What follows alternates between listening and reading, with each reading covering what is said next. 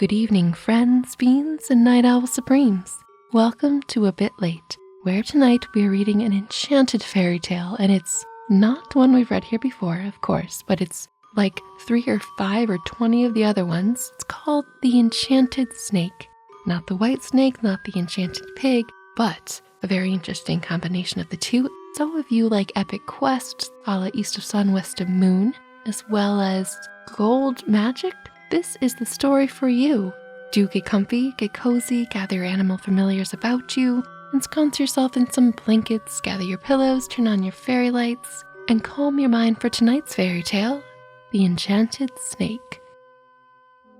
There was once upon a time a poor woman who would have given all she possessed for a child, but she hadn't one.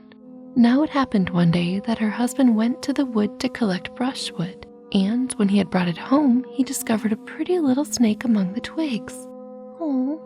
When Sabbatella, for that was the name of the peasant's wife, saw the little beast, she sighed deeply and said, "Even snakes have their brood. I alone am unfortunate and have no children."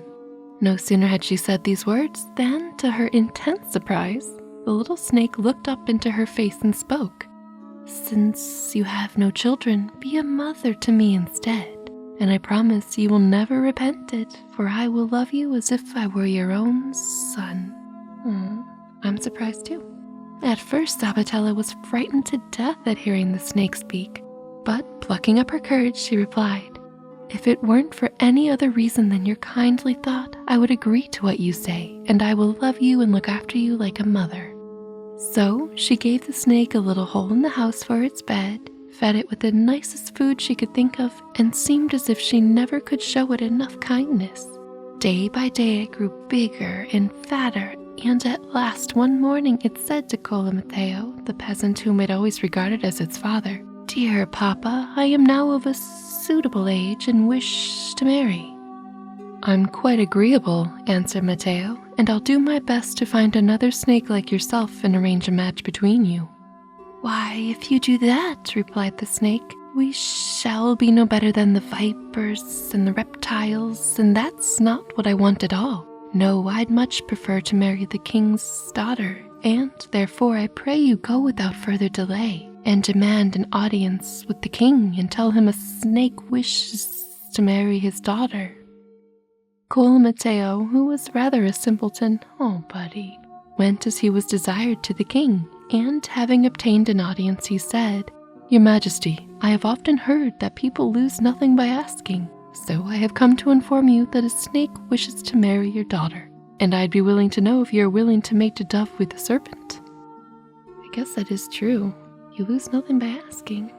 But the king, who saw at once that the man was a fool, said, in order to get quit of him, "Go home and tell your friend the snake that if he can turn this palace into ivory inlaid with gold and silver before tomorrow at noon, I will let him marry my daughter." And with a hearty laugh, he dismissed the peasant. Oh, buddy. When Cola Mateo brought his answer back to the snake, the little creature didn't seem at least put out, but said, "Tomorrow morning before sunrise, you must go to the wood and gather a bunch of green herbs, and then rub the threshold of the palace with them, and you'll see what will happen."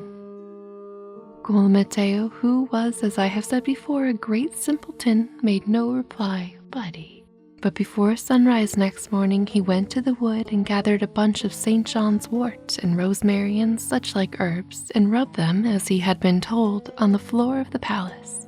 Hardly had he done so than the walls immediately turned into ivory, so richly inlaid with gold and silver that they dazzled the eyes of all beholders. The king, when he rose and saw the miracle that had been performed, was beside himself with amazement and didn't know what in the world he was to do. Well, buddy, you made a promise, so, that's one hint. But we probably know where this is going. The rule of threes in fairy tales, probably. But when Cola Mateo came the next day, and in the name of the snake demanded the hand of the princess, the king replied, "Don't be in such a hurry. Don't be hasty, Master Cola Mateo. If the snake really wants to marry my daughter, he must do some more things first, of course. And one of these is to turn all the paths and walls of my garden into pure gold before noon tomorrow. Yellow brick roads, but they're gold.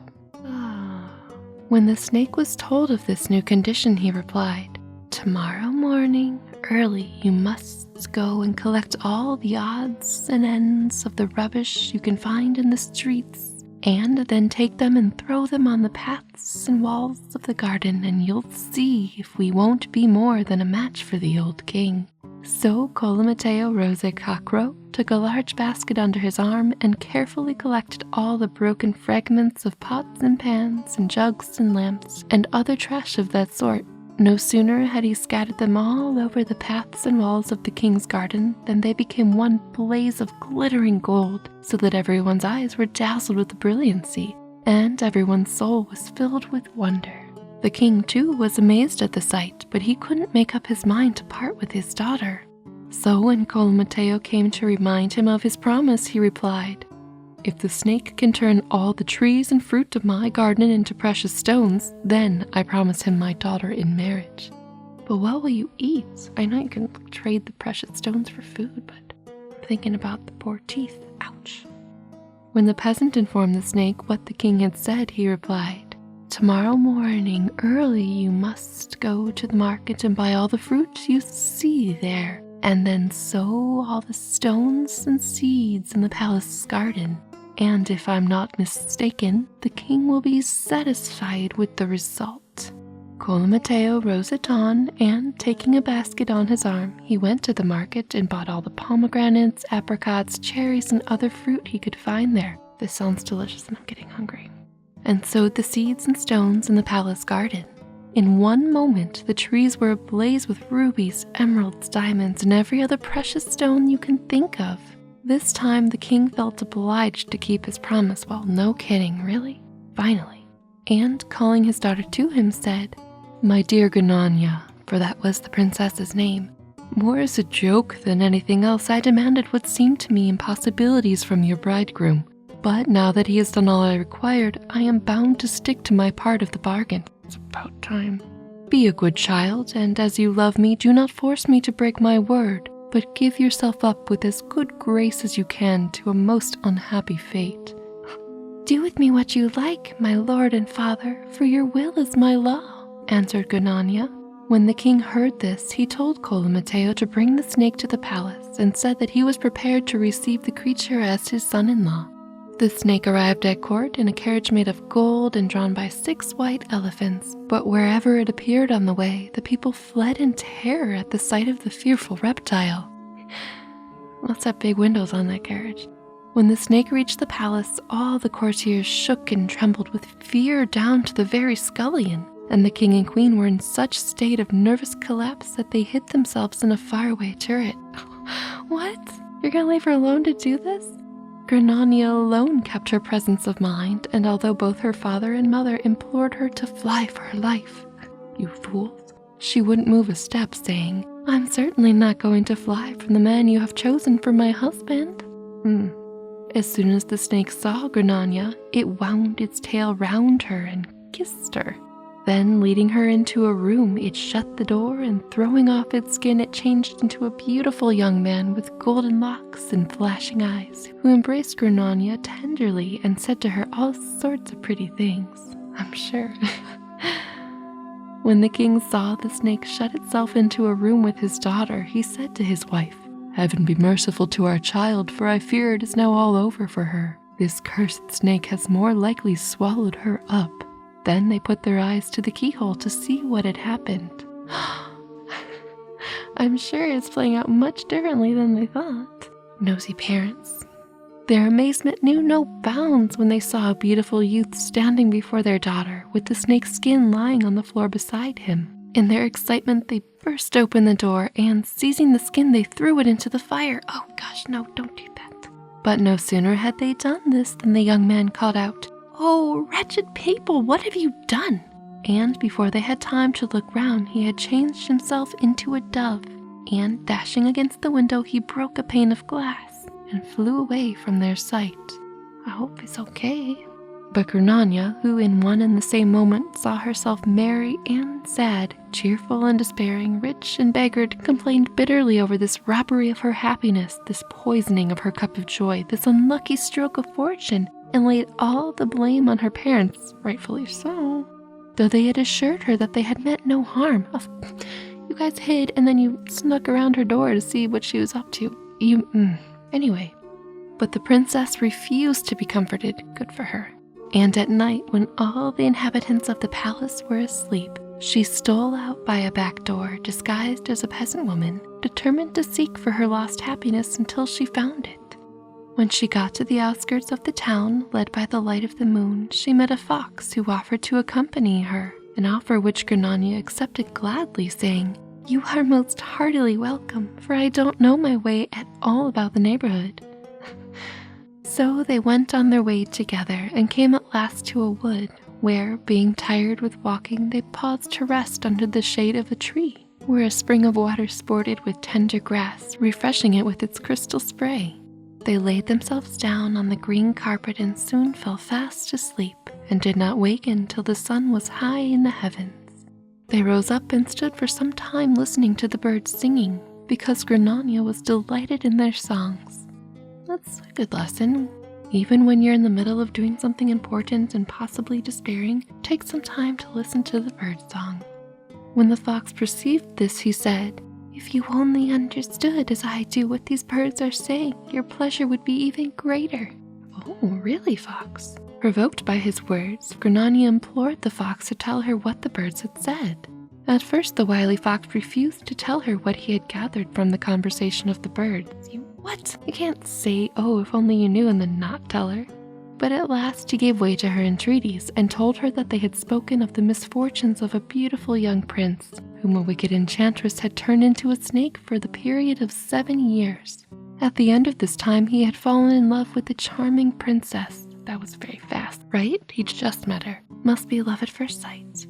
But that when he had shut himself up in a room with her and had thrown off his snake skin, her parents had forced their way into the room and had burnt the skin, whereupon the prince, changed into the likeness of a dove, had broken a pane of glass trying to fly out the window, and had wounded himself so badly that the doctors despaired of his life. Wait, the birds frickin' know all of this. That's very convenient. Also, what doctor is despairing for the prince's life? Did he make it to another palace? Are there bird doctors? Let's find out. Grannonia, when she learned that they were talking of her lover, asked at once whose son it was, and if there was any hope of his recovery, to which the fox made answer that the birds had said he was the son of the king Bologna Grosso, and that the only thing that could cure him was to rub the wounds on his head with the blood of the fairy birds who had told this tale. What? I mean, rub his head, sure, but like, the blood of the birds? No. Then Grannonia knelt down before the fox and begged him in her sweetest way to catch the birds for her and procure their blood, promising at the same time to reward him richly. Maybe it's just like a little bit of blood. Maybe they don't have to kill the bird. Maybe it's like a little pinprick, like on a spindle, say. All right, said the fox. Only don't be in such a hurry. Don't be hasty. Let's wait until night when the little birds have gone to roost. Then I'll climb up and catch them all for you. So they passed the day talking now of the beauty of the prince, now the father of the princess, and then of the misfortunes that had happened. So the birds definitely won't see this coming then, right? I'm not super a fan of it, but... At last the night arrived, and the little birds were asleep high up on the branches of a big tree. The fox climbed up stealthily and caught the little creatures with his paw, one after another. And when he had killed them all, so he did. And when he had killed them all, he put their blood into a little bottle which he wore at his side. How? And returned with it to Grannonia, who was beside herself with joy at the results of the fox's raid. Ooh, she's a little twisted.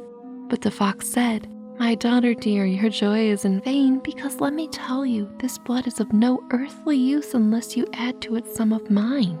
And with these words, he took to his heels. I feel like they're just making this all up as they go. You can just do a little bit. Anyway, Grannonia, who saw her hopes dashed to the ground in this cruel way, had recourse to flattery and cunning.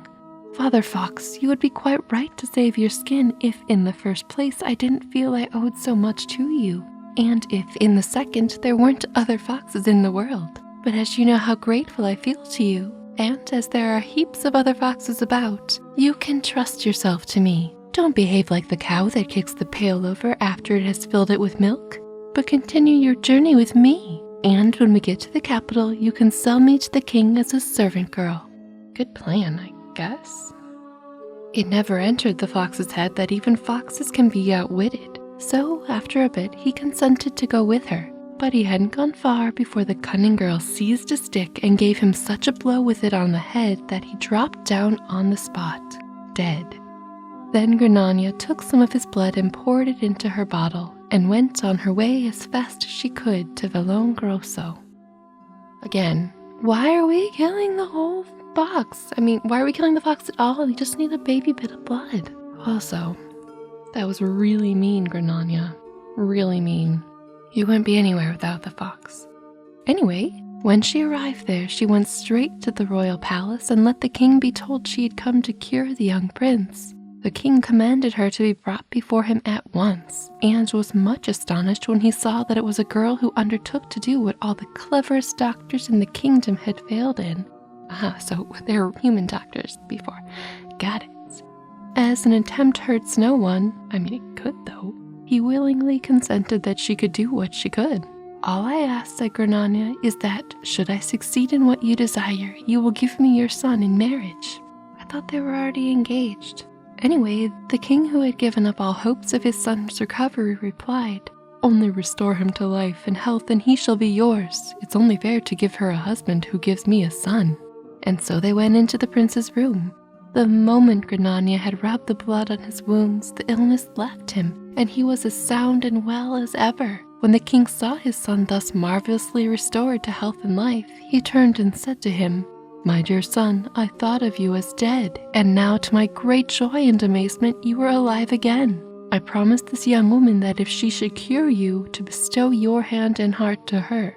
And seeing that heaven has been gracious, you must fulfill the promise I made to her, for gratitude alone forces me to pay this debt."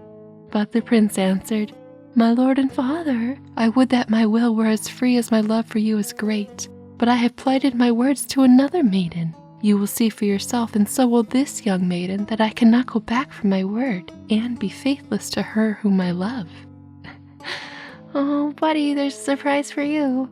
When Grannonia heard these words and saw how deeply rooted the prince's love for her was, she felt very happy, and blushing rosy red, she said, "But I should get the other lady to give up her rights. Would you then consent to marry me?"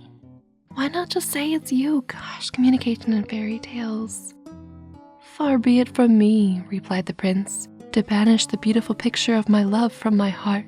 Whatever she may say, my heart and desire will remain the same, and though I were to lose my life for it, I could not consent to this exchange." Grannonia could keep silence no longer, and throwing off her peasant's disguise, she discovered herself to the prince, who was nearly beside himself with joy when he recognized his fair lady love.